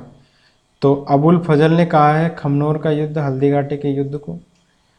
हल्दीघाटी के युद्ध के उपनाम है गोगुंदा का युद्ध भी है, बदायूं ने कहा है। और कर्नल जेम्स टोड ने मेवाड़ के इतिहास में थर्मोपल्ली इसको बोला है। हाथी युद्ध भी इसको बोला जाता है हल्दीघाटी के युद्ध को। हल्दीघाटी के युद्ध को कर्नल टोड ने किस नाम से संबोधित किया है? तो मेवाड़ की थर्मोपल्ली के नाम से संबोधित किया है कर्नल जेम्स टोड ने। बदायूं ने किया है गोगुंदा का युद्ध, और अबुल फजल ने किया है खमनोर का युद्ध। हल्दीघाटी के युद्ध को बदायूं ने किस नाम से संबोधित किया है? तो गोगुंदा युद्ध के नाम से इन्होंने इसको संबोधित किया है। महाराणा प्रताप के हाथी का नाम क्या था? तो महाराणा प्रताप के हाथी का नाम था राम प्रसाद। तो सही आंसर हो जाएगा इसका एक, राम प्रसाद। हल्दीघाटी के युद्ध के प्रमुख हाथी देख लीजिए। महाराणा प्रताप के हाथी का नाम राम प्रसाद, मान सिंह के हाथी का नाम था मर्दाना, अकबर के हाथी का नाम था हवाई, और अन्य प्रसिद्ध हाथी थे लूणा, गजमुक्त, गजराज, रनमदार, खांडेराव, चक्रबाप इत्यादि। हल्दीघाटी के युद्ध में मुगलों और महाराणा के सैनिकों के साथ साथ दोनों पक्षों के जिन हाथियों ने बहुत वीरता दिखाई थी वो कौन कौन से हैं? तो लूणा, राम प्रसाद, गजमुक्त और गजराज, ये हाथियों के नाम ध्यान रख लीजिए। ठीक है, इन हाथियों ने भी अपनी बहुत वीरता दिखाई थी। लूणा, राम प्रसाद, गजमुक्त और गजराज। गजराज और रनमदार हाथियों ने किस युद्ध में भाग लिया था? तो गजराज और रनमदार हाथियों ने हल्दीघाटी के युद्ध में भाग लिया था। किस स्थान को हल्दीघाटी युद्ध के पश्चात महाराणा प्रताप ने सर्वाधिक समय के लिए राजधानी बनाया था? तो हल्दीघाटी के युद्ध के बाद चावंड को राजधानी बना लिया था महाराणा प्रताप ने। चावंड जगह के बारे में है कि हल्दीघाटी युद्ध के बाद में प्रताप ने 1585 ईस्वी में अपने स्थायी जीवन का आरंभ चावंड, चामुंडी नदी के पूर्वी किनारे पर स्थित है, को मेवाड़ की नई राजधानी स्थापित करके किया। और उन्होंने चावंड को लूणा में विजित कर अपने अधीन कर लिया। ठीक है, लूणा से विजित कर लिया इन्होंने। उनके जीवन काल में 12 वर्ष तक ये मेवाड़ की राजधानी रहा, और उसके उत्तराधिकारी महाराणा अमर सिंह के राजकाज के प्रारंभिक 16 वर्ष जो है वो चावंड में ही बीते। चावंड 28 साल जो है मेवाड़ की राजधानी रहा चावंड। ठीक है, नेक्स्ट है, महाराणा प्रताप ने अपनी नवीन राजधानी चावंड में कब स्थापित की थी? तो चावंड में राजधानी कब स्थापित की थी महाराणा प्रताप ने? तो इन्होंने की थी 1585 ईस्वी के अंदर। महाराणा प्रताप ने चावंड को अपनी राजधानी बनाया जो मेवाड़ की राजधानी रहा। ठीक है, तो कब तक बनाया इन्होंने? चावंड को राजधानी बनाया था इन्होंने 1585 ईस्वी में, तो इसमें ऑप्शन नहीं है ये। हल्दीघाटी के युद्ध के बाद महाराणा प्रताप ने मुगलों के विरुद्ध कहाँ से प्रतिरोध जारी रखा? तो चावंड जगह थी, वहां से इन्होंने जो है अपना प्रतिरोध जारी रखा था। टोडगढ़ रावली वन्यजीव अभ्यारण्य में स्थित दिवेर स्थल कौन से राजा से संबंधित थे? तो टोडगढ़ रावली वन्यजीव अभ्यारण्य में स्थित है ये दिवेर, ये महाराणा प्रताप से संबंधित थे। महाराणा प्रताप ने मेवाड़ की भूमि को मुक्त कराने का अभियान दिवेर से प्रारंभ किया था। दिवेर वर्तमान राजसमंद जिले में अजमेर उदयपुर अजमेर मार्ग पर स्थित है। दिवेर यह मुगलों द्वारा इन घाटियों में स्थापित 4 थानों जैसे देवल डूंगरपुर की घाटियों में है, देवारी पड़ता है उदयपुर में, देसूरी पड़ता है पाली में, दिवेर पड़ता है अजमेर की तरफ, वहाँ पे सर्वाधिक महत्वपूर्ण था। ठीक है। दिवेर के शाही थाने का मुख्तार सम्राट अकबर का काका था सरिया सुल्तान खां। दिवेर की जीत के बाद महाराणा प्रताप ने चावंड में अपना निवास बनाया था। दिवेर के बाद में कहाँ पर निवास स्थान बनाया है? चावंड में। महाराणा प्रताप ने कितने वर्षों तक शासन किया था? तो 24 वर्षों तक इनका शासनकाल रहा है महाराणा प्रताप का, 1572 से लेके 1597 ईस्वी में। 19 जनवरी 1597 को प्रताप जो है धनुष की प्रत्यंचा चढ़ाते हुए घायल हो जाने पर 57 वर्ष की आयु में इनका चावंड में देहांत हुआ। चावंड से कुछ दूर बांडोली गांव के निकट महाराणा प्रताप का अग्नि संस्कार हुआ, जहां उनकी छतरी बनी हुई है। कहां पर? चावंड में ही इनकी छतरी है, बांडोली गांव के निकट। अगला है, दिवेर का युद्ध किन के बीच में हुआ? तो दिवेर का युद्ध हुआ था महाराणा प्रताप और मुगल किलेदार सुल्तान खां के बीच में, तो ए ऑप्शन इसका राइट हो जाएगा। दिवेर के युद्ध को मेवाड़ का मैराथन युद्ध भी कहते हैं। और कर्नल जेम्स टोड ने कहा है कि महाराणा प्रताप ने मेवाड़ की भूमि को मुक्त कराने का अभियान दिवेर से ही प्रारंभ किया। 1582 ईस्वी में महाराणा प्रताप व दिवेर के शाही थाने का मुख्तार सम्राट अकबर का काका था सुल्तान खान के मध्य युद्ध हुआ, जिसमें प्रताप विजयी रही। ठीक है, तो किन किन के बीच में हुआ? किलेदार सुल्तान खां और महाराणा प्रताप के बीच में। 1582 ईस्वी में महाराणा प्रताप की दिवेर विजय के समय वहां के अधिकारी कौन थे? तो दिवेर विजय के समय वहां के अधिकारी थे कौन? सुल्तान खान गोरी। ठीक है, सुल्तान खान गोरी थे उस समय पर। कर्नल जेम्स टोड ने निम्नलिखित में से किस युद्ध को मेवाड़ का मैराथन कहा है? बार बार आया हुआ है ये क्वेश्चन। मेवाड़ का मैराथन कहा है दिवेर के युद्ध को। अगला है, महाराणा प्रताप के समय अकबर ने शाहबाज खान को कितनी बार मेवाड़ पर आक्रमण के लिए भेजा? तो अकबर ने शाहबाज खान को 3 बार भेजा था महाराणा प्रताप पर आक्रमण के लिए। अकबर ने मेवाड़ को विजित करने का दायित्व शाहबाज खां को सौंपा और शाहबाज खां ने 1578 से 80 के बीच मेवाड़ के विरुद्ध 3 सैन्य अभियान किए थे इन्होंने, शाहबाज खां ने। मेवाड़ के महाराणा प्रताप के विरुद्ध अंतिम मुगल आक्रमण का नेतृत्व किसने किया? तो अंतिम जो मुगल आक्रमण था उसका नेतृत्व किया जगन्नाथ ने। ठीक है, अकबर द्वारा भेजे गए सैन्य अभियान कौन कौन से हैं? पहला 1576 हल्दीघाटी के युद्ध के समय मानसिंह, उसके बाद में भगवान दास, उसके बाद में अकबर, फिर उसके बाद में 3 बार शाहबाज खां, उसके बाद में अब्दुल रहीम खान खाना, और उसके लास्ट में भेजा इन्होंने जगन्नाथ कछवाहा का अंतिम अभियान के रूप में। सबसे पहले मानसिंह, उसके बाद में भगवान दास, मानसिंह और कुतुबुद्दीन खां, उसके बाद में अकबर, उसके बाद में शाहबाज खां। नेक्स्ट है, ये सीरीज ध्यान रखनी है, ये क्वेश्चन आ सकते हैं इसमें से। हल्दीघाटी के युद्ध के बाद निम्नलिखित में से किन सेनानायकों के नेतृत्व में अकबर ने महाराणा प्रताप के विरुद्ध सैनिक अभियान भेजे? तो इन्होंने किसके जो है नेतृत्व में भेजे? तो अब्दुल रहीम खाना के नेतृत्व में, शाहबाज खान के नेतृत्व में भी भेजा, और इसके साथ ही जगन्नाथ कछवाहा के रूप में भी सैनिक अभियान भेजे थे। 1578 ईस्वी में कुंभलगढ़ पर किसने आक्रमण किया था? तो 1578 में शाहबाज खान ने आक्रमण किया था कुंभलगढ़ किले पर। कुंभलगढ़ का युद्ध हुआ 1578 ईस्वी में। हल्दी घाटी के बाद राणा प्रताप ने कुंभलगढ़ को अपना केंद्र बनाकर मुगल स्थानों पर आक्रमण करना शुरू कर दिया। इससे क्रुद्ध होकर अकबर ने क्या किया, 1577-78 में शाहबाज खां के नेतृत्व में एक सेना मेवाड़ की ओर भेजी थी। ठीक है, शाहबाज खां ने क्या किया, 1578 में कुंभलगढ़ पर आक्रमण कर दिया। लंबे समय तक ये चला और उसने कुंभलगढ़ पर आक्रमण जारी रखा। रसद की कमी होने पर प्रताप किले का भार मानसिंह सोनगरा को सौंपकर पहाड़ों की ओर निकल गया। अंत में भीषण संघर्ष के बाद 3 अप्रैल 1578 को शाहबाज खां ने कुंभलगढ़ दुर्ग पर अधिकार कर लिया। वर्ष 1578 एवं 79 में शाहबाज खां ने 2 बार मेवाड़ पर आक्रमण किया, लेकिन वह असफल रहा और 1580 में अकबर ने अब्दुल रहीम खाना को मेवाड़ अभियान पर भेजा, लेकिन वह भी सफल नहीं हो सका। राणा प्रताप और अकबर के मध्य संघर्ष से संबंधित कथन बताने हैं, कौन से सत्य है।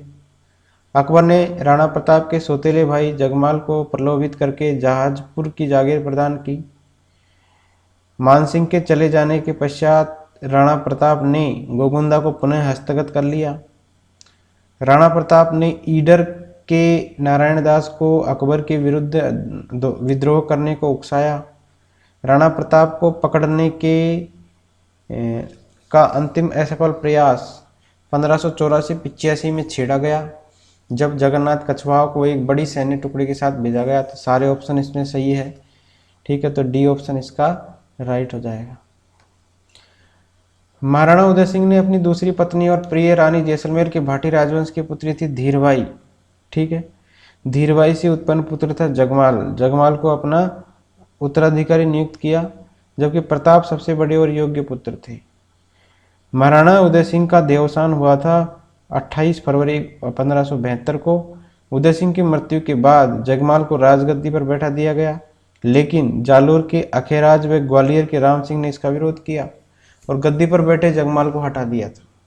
इस पर जगमाल जो है अप्रसन्न होकर अकबर के पास पहुंचा, जिसने उसे पहले जहाजपुर दिया और पीछे आंधी की जागीर भी दे दी।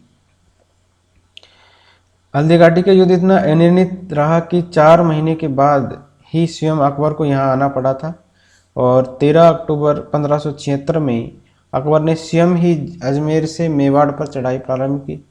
अकबर सेना सहित गोगुंदा पहुंचा, परंतु महाराणा प्रताप वहां से पहाड़ों में चले गए। नवंबर के अंत तक अकबर मेवाड़ में रहा, लेकिन वह प्रताप को नहीं पकड़ सका। अकबर के जाने के बाद प्रताप ने मुगल सेनानायक को मारकर क्या किया, गोगुंदा पर पुनः कब्जा कर लिया। नेक्स्ट है, पुनः कब्जा कर लिया इस पर। नेक्स्ट क्वेश्चन है, बादशाह ने मेवाड़ के राणा को आपस के समझौते के अधीन किया था, न कि बल से, ये कथन किसने कहा। तो ये कथन है टॉमस रो का। ठीक है, आपस के समझौते से, बादशाह ने मेवाड़ के राणा को आपस के समझौते से अधीन किया था, न कि बल से। तो ये सर टॉमस रो का कथन है। सन 1576 के युद्ध के बाद अकबर ने उदयपुर का प्रशासन किसको सौंपा था। तो ये सौंपा था जगन्नाथ कछवाहा को। ठीक है, 1576 के युद्ध के बाद अकबर ने उदयपुर का प्रशासन जगन्नाथ कछवाहा को सौंपा था। महाराणा प्रताप के किस सौतेले भाई को अकबर ने जहाजपुर की जागीर प्रदान की थी। तो जगमाल सिंह, इनको जहाजपुर की जागीर प्रदान की थी अकबर ने। ठीक है, सूत्रधार मंडन द्वारा निम्नलिखित में से किसकी रचना नहीं थी। सूत्रधार मंडन के द्वारा रचित जो है व्यवहार दर्श के रचयिता चक्रपाणी मिश्र एवं वास्तु मंजरी के रचयिता मंडन के भाई नाथा है। ठीक है, तो ये गलत है क्वेश्चन। महाराणा प्रताप के दरबारी विद्वान जिसने मुहूर्तमाला ग्रंथ की रचना की। तो मुहूर्तमाला ग्रंथ की रचना की है चक्रपाणी मिश्र ने। चक्रपाणी मिश्र ने मुहूर्तमाला ग्रंथ की रचना की। महाराणा प्रताप के काल में रचित ग्रंथ देख लीजिए, चक्रपाणी मिश्र विश्ववल्लभ। ठीक है, चक्रपाणी मिश्र ने रचना की विश्ववल्लभ की। इसमें 9 अध्याय हैं, ज्ञान विज्ञान विषयक है। मुहूर्तमाला, राज्याभिषेक पद्धति, व्यवहारादर्श, ये इनकी रचना है। जैन मुनि हेमरतन सूरी की रचना है गोरा बादल। पद्मिनी चरित चौपाई, सीता चौपाई, महिपाल चौपाई, अमर कुमार चौपाई, लीलावती, हेमरतन चौपाई। कवि दुर्सा आढ़ा ने प्रताप पर विरुद्ध छतरी एवं चारण कवि माला साधु ने झूलना लिखे हैं इस पर। महाराणा प्रताप का दरबारी पंडित जो था वो था चक्रपाणि मिश्र। निम्न में से किसे चक्रपाणि मिश्र द्वारा नहीं लिखा गया है? तो देवमूर्ति प्रकरण को नहीं लिखा गया है। विश्ववल्लभ, राज्याभिषेक और मुहूर्त माला इनकी रचनाएं हैं। महाराणा प्रताप की मृत्यु के बाद निम्न में से कौन सा राजपूत मेवाड़ का शासक बना? तो मेवाड़ का शासक महाराणा प्रताप की मृत्यु के बाद अमर सिंह बना, अमर सिंह फर्स्ट। 19 जनवरी 1597 ईस्वी में महाराणा प्रताप की मृत्यु के बाद उसका पुत्र अमर सिंह मेवाड़ की राजगद्दी पर बैठा। 1597 से 1905 तक अमर सिंह प्रथम ने मेवाड़ अकबर से संघर्ष तथा 1605 से 1615 तक जहांगीर से संघर्ष किया। अमर सिंह ने अपने सरदारों के परामर्श से संघर्ष को विराम देने के लिए 5 फरवरी 1615 ईस्वी में जहांगीर से संधि कर ली। अमर सिंह मुगलों से संधि करने वाला मेवाड़ का प्रथम शासक था। ठीक है, तो इन्होंने कब संधि की जहांगीर से? 5 फरवरी 1615 ईस्वी में जहांगीर से संधि की और मुगलों से संधि करने वाला मेवाड़ का प्रथम शासक अमर सिंह। संधि वार्ता के लिए मुगलों की ओर से सिराजी एवं सुंदरदास तथा राणा की ओर से मुल्ला सफरुल्ला, हरिदास झाला एवं शुभकर्ण सम्मिलित हुए थे। वार्ता दल ने आसान शर्तों पर एक संधि का मसौदा तैयार किया जिसे क्या बोलते हैं? मुगल और मेवाड़ संधि कहते हैं। किसके शासनकाल में मुगल और मेवाड़ के महाराणा के मध्य चित्तौड़ की संधि हुई थी? तो जहांगीर था उस समय पर चित्तौड़ की संधि हुई थी।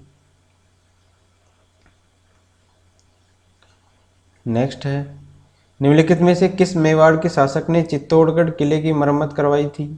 तो चित्तौड़गढ़ के किले की जो रिपेयरिंग करवाई थी वो करवाई थी महाराणा जगत सिंह ने।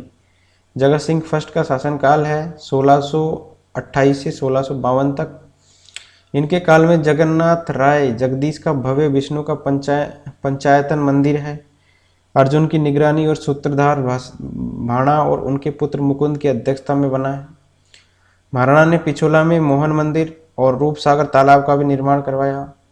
जंग मंदिर में जनाना महल आदि बनवाकर उनका नाम अपने नाम पर जग मंदिर रखा। उन्होंने चित्तौड़गढ़ दुर्ग की मरम्मत करवाकर अपने वंश गौरव के प्रतीक को बचाए रखने की ख्याति भी अर्जित की है।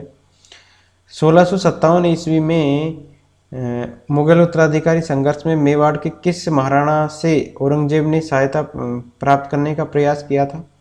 तो राज सिंह थे जिन्होंने औरंगजेब से सहायता प्राप्त करने का प्रयास किया था। क्योंकि इनका शासनकाल 1628 से 1652 था, इसके बाद में उत्तराधिकार संघर्ष के लिए 1658 में युद्ध हुआ था एक।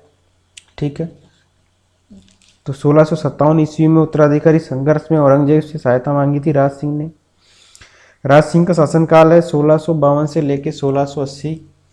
महाराणा जगत सिंह की मृत्यु के बाद 10 अक्टूबर 1652 को राज सिंह मेवाड़ का शासक बना। अब 1657 में जब मुगल उत्तराधिकारी का युद्ध चल रहा था तो राज सिंह ने टीका दौड़ के बहाने बाहरी क्षेत्रों पर धावे बोले। अनेक स्थानों को लूटते हुए जब वह खारी नदी के निकट पहुंचा तो दारा को सहायता के लिए पत्र मिला। राज सिंह स्थिति को भांपते हुए दारा को कहलवा दिया कि मेरे लिए तो सभी राजकुमार बराबर है। इसी का परिणाम है कि औरंगजेब ने शासक बनते ही राज सिंह का पद और स्तर बढ़ा दिया था। कौन सा शासक महाराणा जगत सिंह के पश्चात मेवाड़ की गद्दी पर बैठा था? जगत सिंह के बाद में कौन बैठा था? तो राज सिंह बैठा था, ध्यान रखना है। नेक्स्ट है, 17वीं शताब्दी के सिसोदिया राठौड़ गठबंधन में मेवाड़ का शासक कौन था? तो सिसोदिया राठौड़ गठबंधन में मेवाड़ का शासक उस समय था महाराणा राज सिंह फर्स्ट। नेक्स्ट है,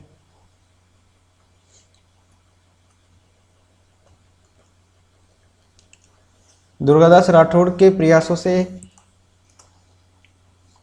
मारवाड़ और मेवाड़ के मध्य राठौड़ सिसोदिया गठबंधन हुआ। बालक अजीत सिंह को मेवाड़ में आश्रय देने और औरंगजेब की नीतियों का विरोध करने का संकल्प महाराजा राज सिंह ने स्वीकार कर लिया था। निम्नलिखित में से किस राजपूत शासक ने विजय कटकातु की उपाधि धारण की थी? तो विजय कटकातु इसकी उपाधि धारण की थी महाराणा राज सिंह ने। ठीक है, किसके लिए? प्रजा में सैनिक जीवन की अभिव्यक्ति के लिए राज सिंह ने विजय कटकाटो की उपाधि धारण की थी। नाथद्वारा में श्रीनाथ जी की मूर्ति निम्न में से किसने स्थापित करवाई थी? तो श्रीनाथ जी की मूर्ति भी राज सिंह फर्स्ट ने ही स्थापित करवाई है। नाथद्वारा सिहाड़ में बनास नदी पर श्रीनाथ जी का मंदिर स्थित है नाथद्वारा में, जिसमें कृष्ण जी की काले संगमरमर की प्रतिमा है। मंदिर में स्थित प्रतिमा श्रीनाथ जी की मूर्ति औरंगजेब के समय राज सिंह प्रथम द्वारा वृंदावन से यहाँ पर 1672 ईस्वी में लाई गई थी।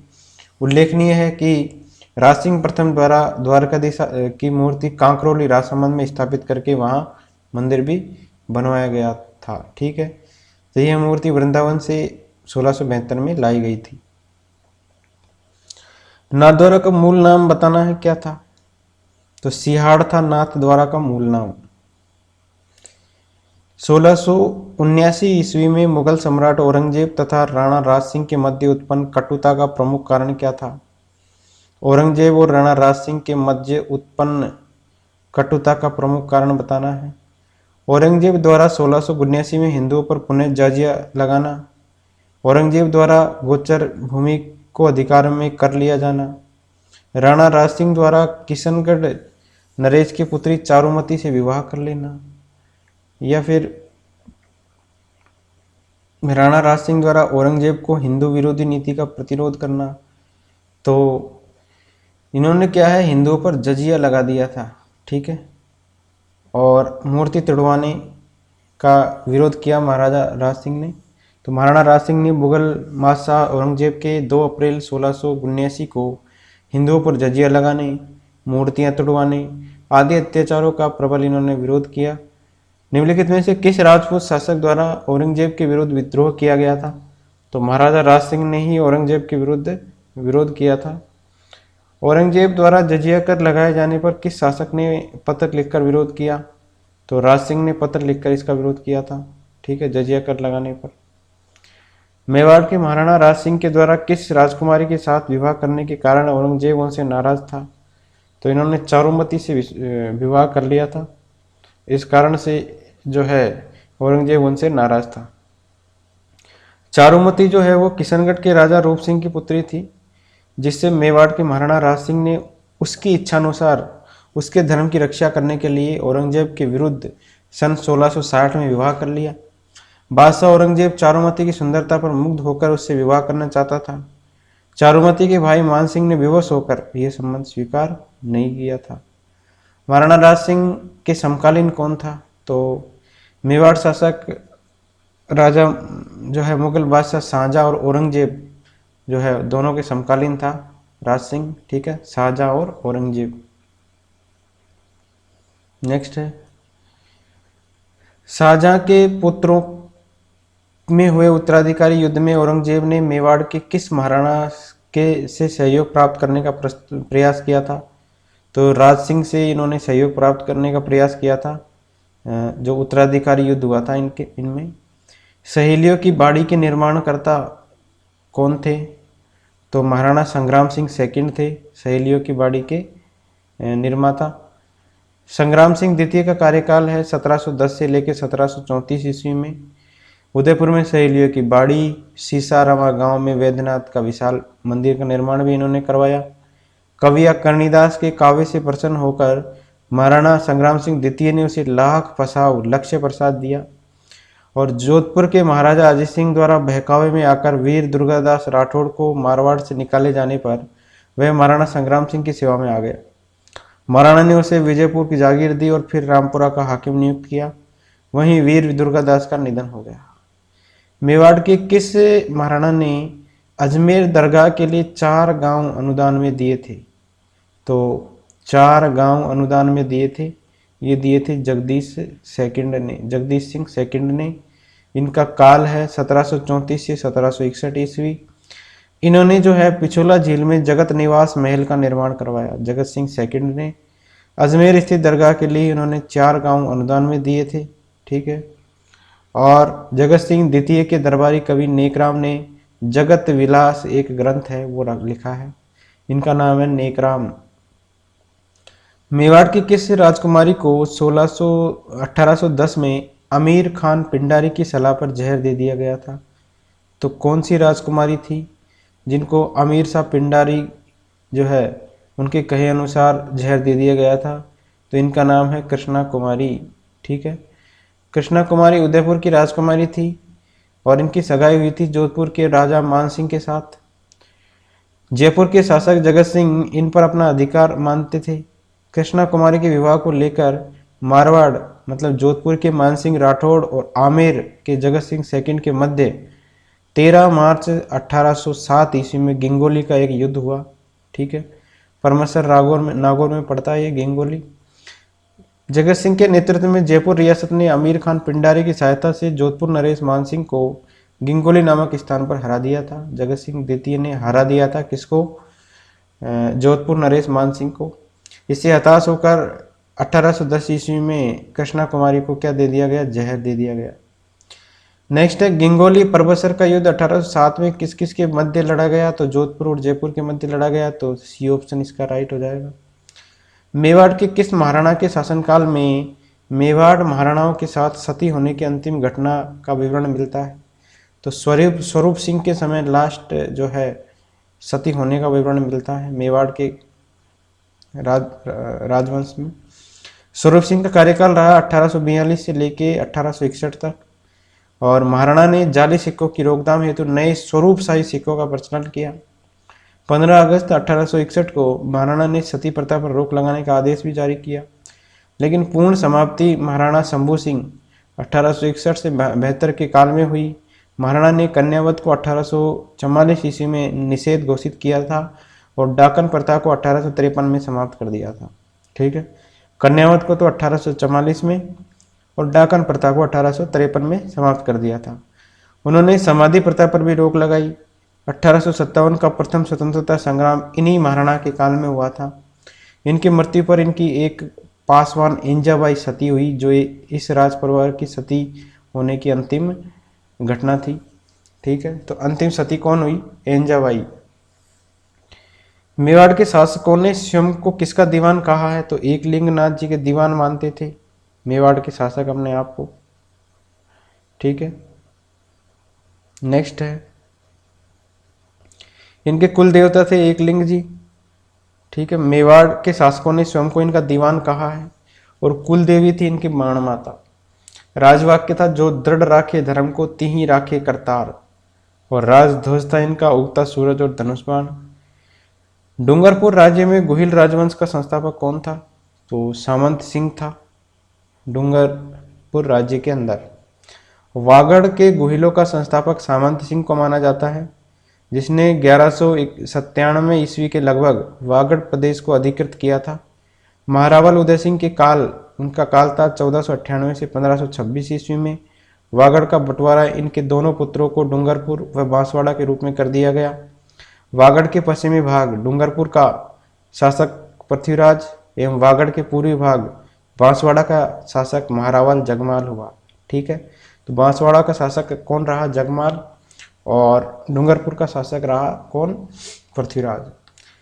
निम्नलिखित युद्धों का सही कालानुक्रम बताना है। तो सारंगपुर का युद्ध हुआ था 1436 ईस्वी में।